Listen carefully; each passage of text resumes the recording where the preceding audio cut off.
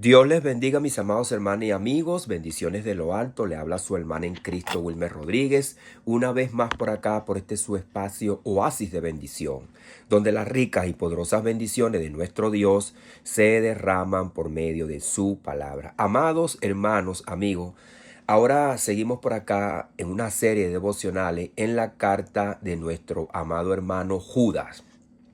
Judas, quien fue medio hermano de nuestro Señor Jesucristo. Y esto lo vamos a ir explicando mientras que vayamos avanzando brevemente en esta carta, que es un poco breve también como la que habíamos visto, la carta de nuestro amado apóstol Pablo a Filemón, que ya la pasamos, estos devocionales que, aunque habíamos dicho una carta breve, pero muy rica en su contenido, que comenzaba con una salutación, luego el apóstol Pablo mostraba el amor que sentía hacia Filemón en Cristo Jesús, y ese amor que nuestro amado hermano Filemón también expresaba y manifestaba acerca de todo lo que él hacía a los hermanos. Y habíamos dicho que el amor de Cristo expresado a través de los siervos de él. Y también luego iban a dar entrada el apóstol Pablo a interceder por Onésimo, un esclavo que le había faltado a su amo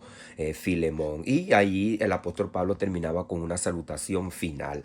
No obstante, en esta carta a Judas vemos una inclinación diferente con la salutación y también un mensaje muy importante hacia las falsas doctrinas y falsos maestros. También terminando así con una amonestación y exhortación y una doxología poderosa final, que ha sido un himno que ha marcado un hito a lo largo y ancho de la iglesia cristiana. Así que nuestro amado hermano Judas, medio hermano del Señor Jesucristo, quien también tiene su hermano Jacobo, dice así la escritura en el poderoso nombre de Jesús. Vamos a leer esta introducción de salutación que hace nuestro amado hermano Judas. Dice: Judas, siervo de Jesucristo y hermano de Jacobo, a los llamados santificados en Dios Padre y guardados en Jesucristo. Misericordia y paz y amor os sean multiplicadas.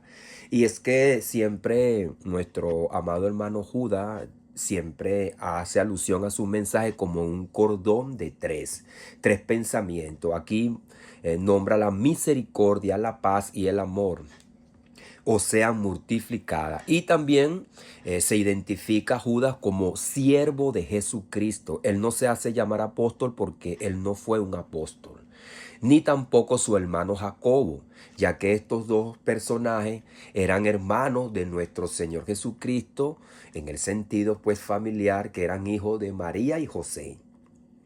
Sí, amados hermanos, hay unas personas que no saben o se le ha enseñado que María no tuvo más hijos. Mas, sin embargo, como lo hemos dicho, mientras que vayamos avanzando en esta carta, vamos viendo los detalles que se encuentran en los evangelios, que muestran pues que Jesucristo tuvo más hermanos, medios hermanos, y que compartió con ellos. E incluso tuvo hermanas. Entonces luego él da este mensaje: misericordia y paz y amor os sean multiplicadas. Ese es el mensaje que nuestro amado hermano Judas, luego de hacer ese llamado a los hermanos santificados en Dios Padre y guardados en Jesucristo. Guardados en Jesucristo porque Jesucristo es que hace ese sacrificio en la cruz del Calvario para librarnos de la ira venidera, como también lo dice nuestro amado apóstol Pablo. Así que vamos a hacer una introducción generalizada de esta epístola, que fue un contender por la fe en tiempos de apostasía. Entonces vemos que esta carta es una carta que ya adelanta el tiempo. Ya el evangelio ha sido predicado, ha impregnado, ha sido manifestado en las otras naciones gentiles, y se crea una mezcla de filosofía judía contra el evangelio. Y entonces eso hace que los hermanos, tantos apóstoles como los que militaban y tenían cierto renombre en la iglesia, entonces eh, tuvieran pues esa manera de escribir las cartas hacia pues la apostasía que se levantaba. Dice que dentro, pues hermano, de este canon del Nuevo Testamento, la epístola a Judas se levanta como una voz breve, porque es una carta que tiene un solo capítulo, pero interesante, penetrante, dirigida a una iglesia que enfrenta no una amenaza externa, sino un peligro mucho más sutil y devastador, la corrupción interna que había tomado esta iglesia. Era una corrupción doctrinal que estaba atacando a la verdad. No se trata de una persecución de fuera, como veíamos que el apóstol Pablo sufría, sino de infiltración dentro de la misma iglesia. Esta carta no nace en un contexto de calma doctrinal, sino en medio de una crisis espiritual que obliga a un cambio urgente en el enfoque pastoral. Fíjense que mientras que las iglesias se iban fundando, y muchos se iban añadiendo a las congregaciones y eran parte pues de la militancia dentro de la iglesia. Algunos estaban apostatando, otros estaban atacando la persona de nuestro Señor Jesucristo, su divinidad, su procedencia. Entonces el autor Judas, siervo de Jesucristo y hermano de Jacobo, tenía la intención inicial de escribir acerca de la común salvación, es decir, de las riquezas compartidas en Cristo Jesús para todos los creyentes. Entonces también nos adelantamos acá un poco porque dice: amados, por la gran solicitud que tenía de escribirlo acerca de nuestra común salvación, me he sido necesario escribiros exhortándoos que contendáis ardientemente por la fe que ha sido una vez dada a los santos. O sea, la fe que ahora nosotros militamos, tenemos que contender ardientemente por ella, defender, como dijo el apóstol Pablo también, que la iglesia es columna y baluarte de la verdad. Dice, porque algunos hombres han entrado encubiertamente, los que desde antes habían sido destinados para esta condenación, hombres impíos que convierten en libertinaje la gracia de nuestro Dios y niegan a Dios, el único soberano, y a nuestro Señor Jesucristo. Entonces, esta es la causa principal por la cual nuestro amado hermano Judas envía esta carta. Sin embargo, la dirección del Espíritu Santo interrumpe ese propósito y le redirige a una exhortación urgente. Él está hablando acerca de nuestro Señor Jesucristo, el cielo, la común fe, la salvación, pero urgentemente, entonces él dirige su mensaje guiado por el Espíritu Santo a contender ardientemente por la fe que ha sido dada a los santos. Es un regalo. No es algo que lo hemos ganado. Este cambio no es accidental, sino revelador. Muestra que hay momentos en la vida de la iglesia donde contemplamos lo malo y no podemos quedarnos contemplando ni con los brazos cruzados. Debemos dar un paso de defensa donde la enseñanza debe asumir un carácter combativo, confrontativo. Debemos combatir a las falsas doctrinas, a los falsos maestros, no en un sentido nada más que carnal, sino en el ámbito espiritual y doctrinal, porque muchas personas hoy día tienen una teología para atacar solamente el sentido carnal. La verdad no solo se debe ser conocida, sino también protegida. Hemos conocido la verdad, tenemos la verdad, militamos en la verdad y andamos conforme a la verdad, pero también esta verdad tiene que ser protegida. Es por eso que hacemos alusión y combinamos esas palabras de nuestro amado apóstol Pablo a la primera epístola de Timoteo, capítulo número 3, que la iglesia es columna y baluarte de la verdad. Aquellas columnas que hacían para proteger y mantener y hacer visible y decorar y destellar aquellos templos, cuando las personas entraban y veían aquella majestuosa obra greco, romana, el barroco, y las personas quedaban sorprendidas ilusionadas. Bueno, así el Evangelio y sus columnas, que son los creyentes, tienen que procurar mantener firme la doctrina. La epístola de Judas, por lo tanto, no es simplemente un documento doctrinal, sino un llamado de emergencia.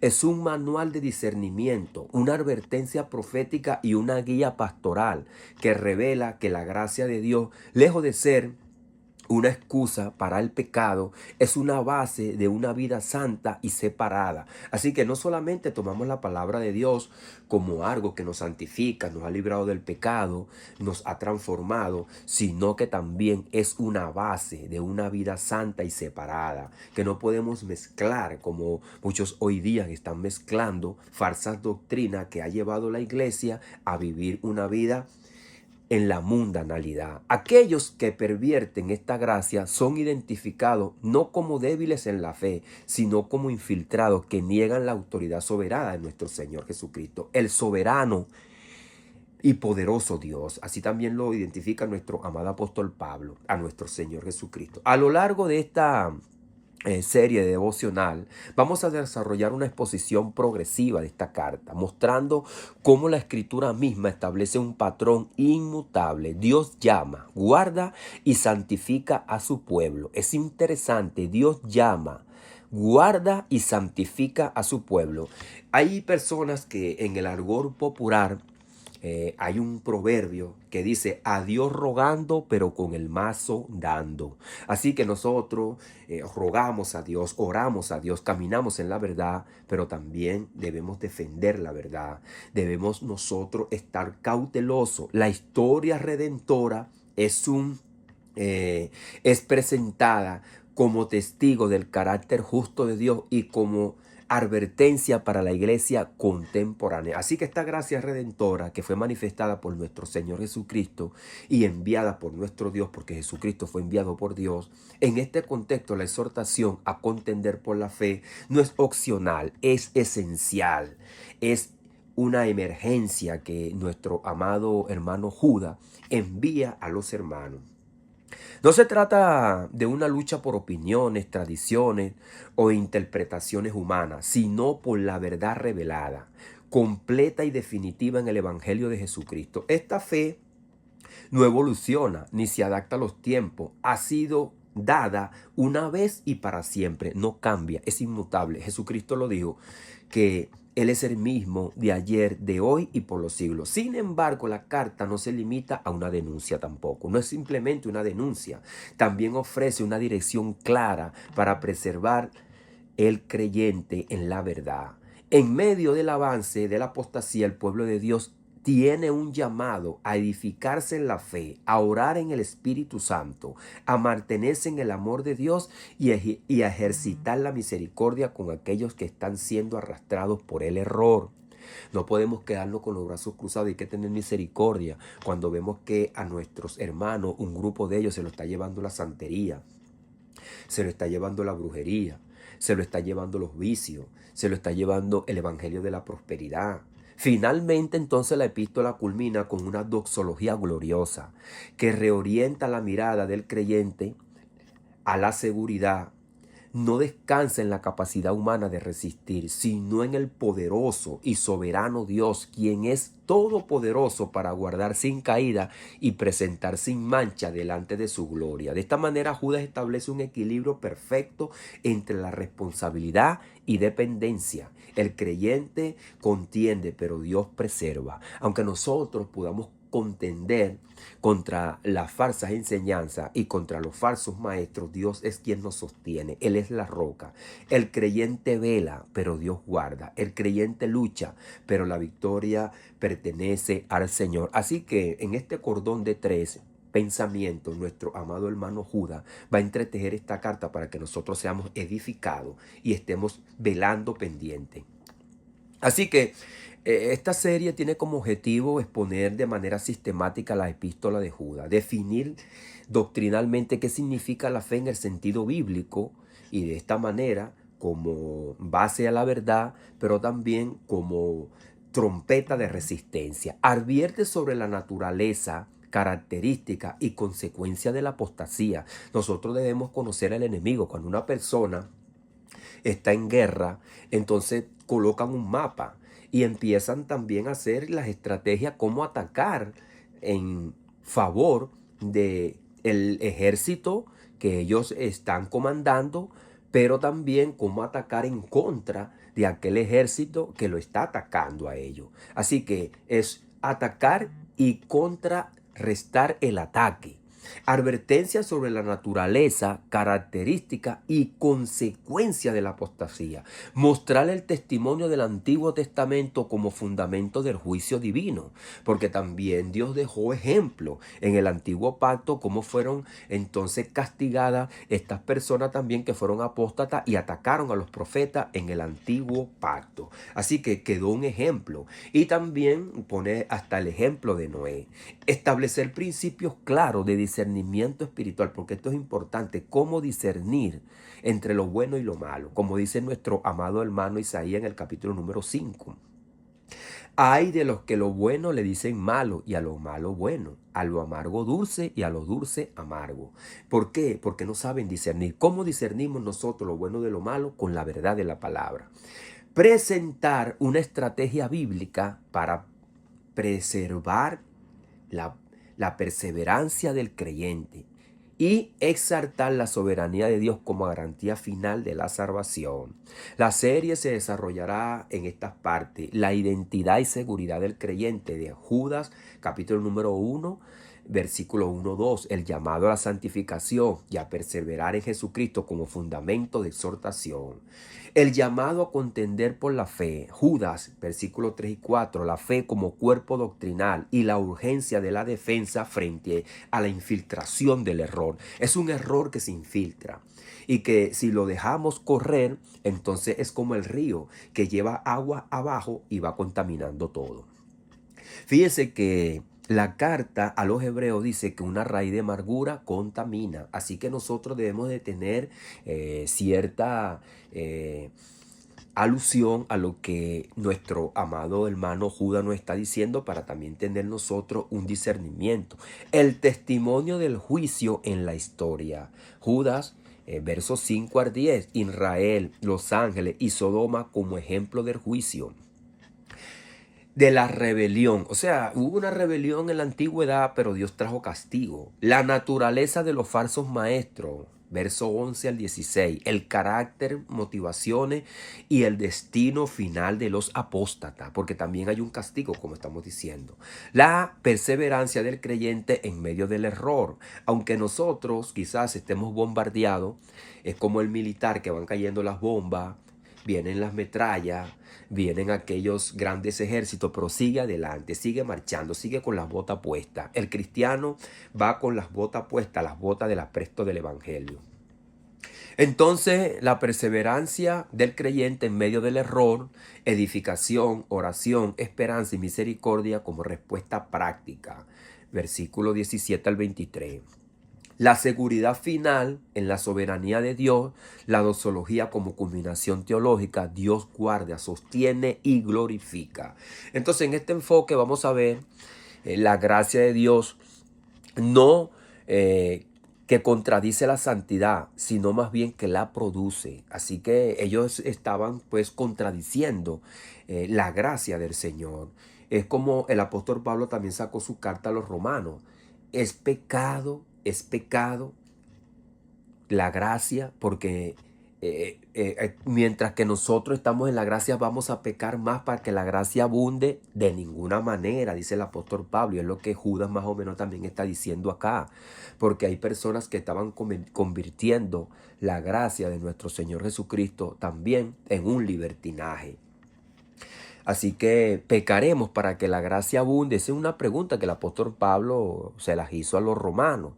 No es la misma metodología que utiliza nuestro amado hermano Judas, pero sí también a su manera y lo que Dios le ha dado a él. Y vamos a ver esas capacidades también, como Juan también trajo un mensaje en contra de los falsos maestros, los apóstatas y aquellos que estaban contradiciendo la divinidad, la naturaleza y la procedencia de nuestro Señor Jesucristo, quien ellos decían que Jesucristo no era Dios ni era pues lo que él decía. Ahora, la apostasía no es simplemente un error doctrinal, sino una rebelión contra la autoridad de Cristo. La historia bíblica es un testimonio coherente del juicio justo de Dios. La iglesia está llamada no solo a creer la verdad, sino a defenderla. La perseverancia del creyente descansa en el poder preservador del Señor. La epístola de Judas entonces introduce la iglesia en un escenario de conflicto espiritual donde la verdad y el error coexisten en tensión. ¿Se acuerdan? Cuando los discípulos le dijeron a nuestro Señor Jesucristo: Señor, ¿qué hacemos con la cizaña? ¿La arrancamos? Y él le dice: no, pero vamos a atacarla también. Vamos a tratar de llevarle el evangelio a aquellos que son cizaña para que se conviertan en trigo, porque el evangelio es quien cambia la naturaleza de los seres humanos que están muertos en delitos y pecados y que vienen con la naturaleza de Adán, infiltrados en medio de la iglesia, de la congregación, para ellos entonces esparcir el error y tratar de que los que son trigo se vean como cizaña. Pero tenemos que tener cuidado, amados hermanos, porque esta cizaña es lo que dice también nuestro amado hermano profeta: ¿cambiará el etíope sus manchas? Pues Dios es el único que puede cambiar la naturaleza malvada, pecaminosa del ser humano. No es una carta para tiempos de estabilidad aparente, sino para momentos donde la pureza del evangelio está siendo distorsionada dentro mismo del evangelio. El llamado es claro: contender por la fe, pero este llamado no se apoya en la autosuficiencia humana, sino en la certeza de que hay un Dios que guarda lo suyo, que lo sostiene, que lo mantiene y que los protege. Así que la exhortación no produce temor paralizante, sino que nos pone a nosotros como aquellos atalayas a vigilar, a estar activos, velando y orando en todo tiempo. Porque la fe no es en nosotros mismos, sino en aquel quien nos hizo el llamado. La fidelidad absoluta en la divinidad y no en la personalidad. No es nuestra propia mente, sino es en la palabra de Dios. Y también nosotros parados en la roca. Así que en esta serie vamos a buscar informar algo que es importante: advertir, afirmar y confrontar el error. Entonces vamos a tratar pues de que la palabra de Dios sea la que nos lleve, nos guíe, nos dé sabiduría. No buscar nada más que información, sino verdaderamente formar en nuestra mente, en nuestro corazón, la verdadera doctrina para confrontar el error. No podemos solamente andar pendiente de las cosas que nosotros tenemos a nuestro alrededor: qué pasa con la economía, qué pasa con los políticos, qué pasa con la guerra. No dejar que el mundo nos invada y nos cause a nosotros verdaderamente una vida insoluble. La Biblia dice que nosotros somos llamados a ser sal, y si la sal pierde su sabor, ¿con qué será salada entonces la comida? ¿Con qué será salado este mundo? El mundo necesita preservación por medio del evangelio. Que nosotros impregnemos las mentes y los corazones con el evangelio. Con esta base queda establecido el fundamento para iniciar y desarrollar estos devocionales, donde vamos a abordar la identidad del creyente como punto de partida para toda vida cristiana y la defensa de la fe. Es importante la identidad del creyente. ¿Quiénes somos nosotros? Meros religiosos, santurrones. Somos hijos de Dios, somos llamados. El Espíritu Santo nos ha hecho una nueva criatura. Nosotros tenemos el ministerio de la reconciliación. Somos embajadores de nuestro Señor Jesucristo aquí en la tierra. Así como muchas personas se gradúan, pertenecen a cierta corporación o están en un lugar de preeminencia y ellos reconocen y están pendientes y la gente reconoce su poder y su autoridad, cuanto más la iglesia del Señor, que el Señor la ha llamado, la ha preparado y la ha puesto aquí en esta tierra para que milite a través de su reino y entonces propague, lleve con poder el mensaje del evangelio, contrarrestando las tinieblas. Y no solamente afuera, sino también dentro. Porque muchas veces también nosotros queremos atacar las falsas enseñanzas que tienen falsas religiones fuera de nuestra congregación, pero resulta que también, como dijo nuestro Señor Jesucristo, dentro del mismo campo, dentro de nosotros mismos, se infiltra la falsa enseñanza, como el Señor Jesucristo lo dijo. Bueno, ahí está la cizaña. No la arranque, pero lleva el mensaje del Evangelio para que cambie su naturaleza a muerto a vivo, para que ahora viva por medio del Evangelio. Amados hermanos y amigos, tenemos que estar pendiente, alerta. No solamente en estos últimos tiempos, como muchas personas dicen que porque nosotros hemos vivido muchos años después que nuestro Señor Jesucristo llegó a esta tierra, no, no, en todos los tiempos Satanás ha preparado personas, como dijo nuestro amado apóstol Pablo también en segunda de Corintios y en primera de Corintios, que Satanás pone a personas y los pone ahí como ángel de luz, pero verdaderamente no son ángel de luz, son lobos vestidos de oveja. Tenemos que tener cuidado, tenemos que tener un oído que discierna la verdad y entonces nosotros veamos cómo el enemigo está tratando de meter el error, pero si nosotros no conocemos la verdad, ¿cómo vamos entonces a discernir conforme a la voluntad de Dios todo lo que nosotros escuchamos y tenemos a nuestro alrededor? Amados hermanos, amigos, es la palabra del Señor, esperando que nuestro gran Dios y Salvador, nuestro Señor Jesucristo, nos ayude, nos dé sabiduría, nos guíe a través de su Espíritu Santo. Hasta acá esta introducción, esperando pues que esta carta nos sea de nosotros de provecho, de fortalecimiento, de crecimiento espiritual a cada uno de nosotros, para que así Dios nos guíe a través del Espíritu Santo a crecer en el conocimiento de la verdad y para que nosotros podamos discernir la verdad del error. Padre, en el poderoso nombre de Jesús, Señor, te damos las gracias por tu amor, por tu misericordia y por tu palabra, Señor, que la hemos leído en esta hora, Padre amado. Danos sabiduría, danos entendimiento, mi Dios amado. Pon en nosotros el querer como el hacer por tu buena voluntad. Danos esa hambre, esa sed, Señor, ese gozo, esa alegría, Señor, mi Dios amado. Porque a diario, Señor, somos invadidos.